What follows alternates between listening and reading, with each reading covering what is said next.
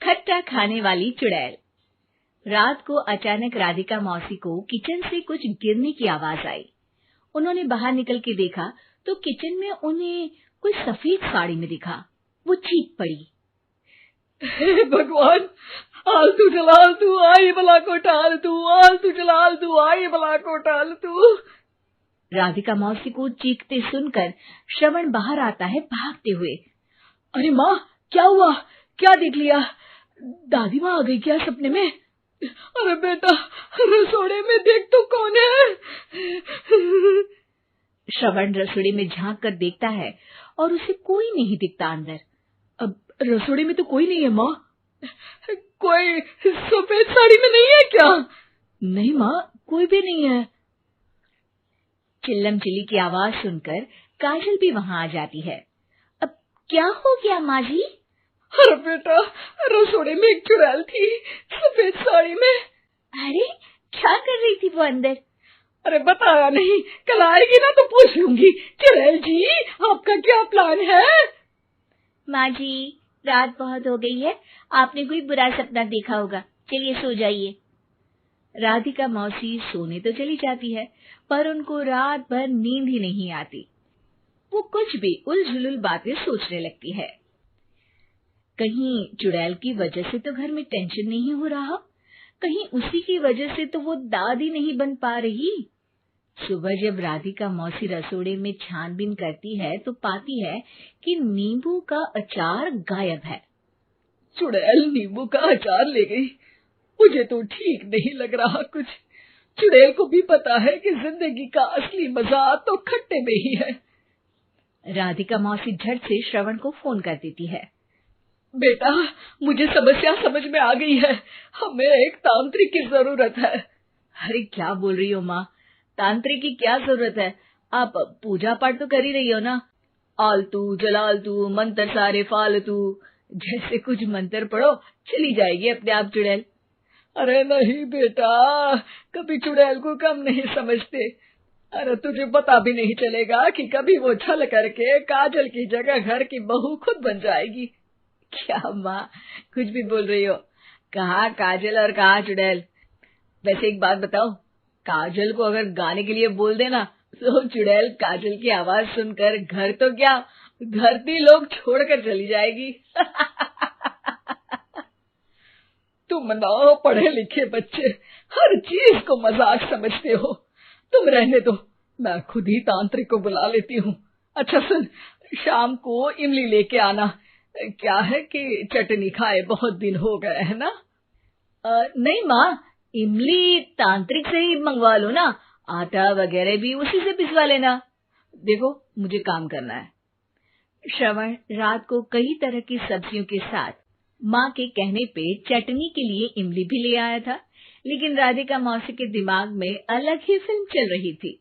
उन्हें अब सिर्फ शक ही नहीं यकीन होने लगा था कि शायद चुड़ैल ने श्रवण पर अपना जाल बिछा दिया था, जिस वजह से श्रवण उनकी बात ही नहीं मान रहा था।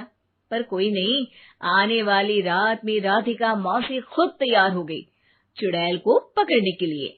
रुद्राक्ष की माला, तुलसी का पत्ता, हनुमान चालीसा सब हाथ के पास ही था, बस चुड़ैल का इंतजार था। और जैसा राधिका मौसी ने सोचा था वैसा ही हुआ।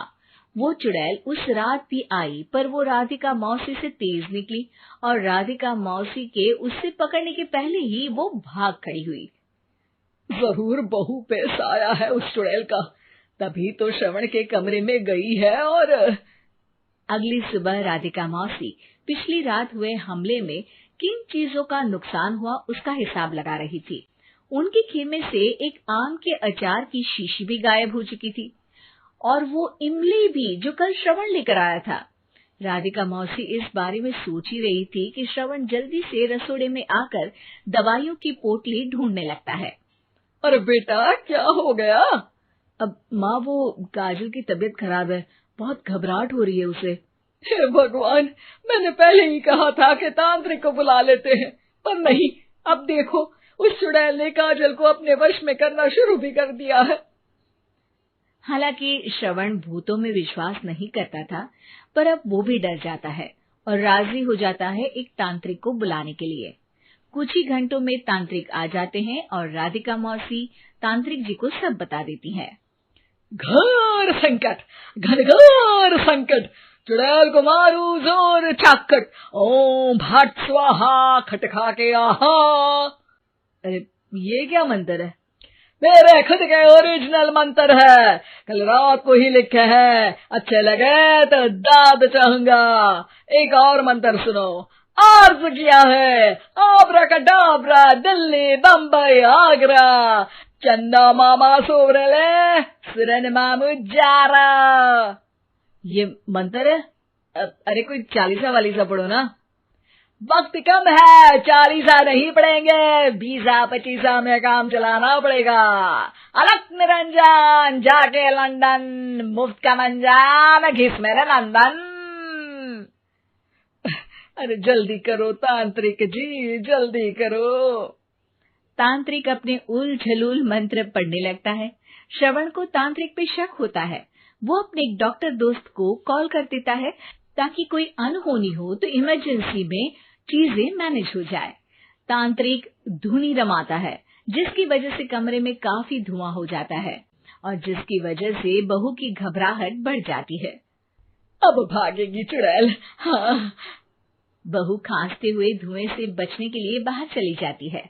अरे भाग रही है, भाग रही है। पीछे पीछे श्रवण भी जाता है।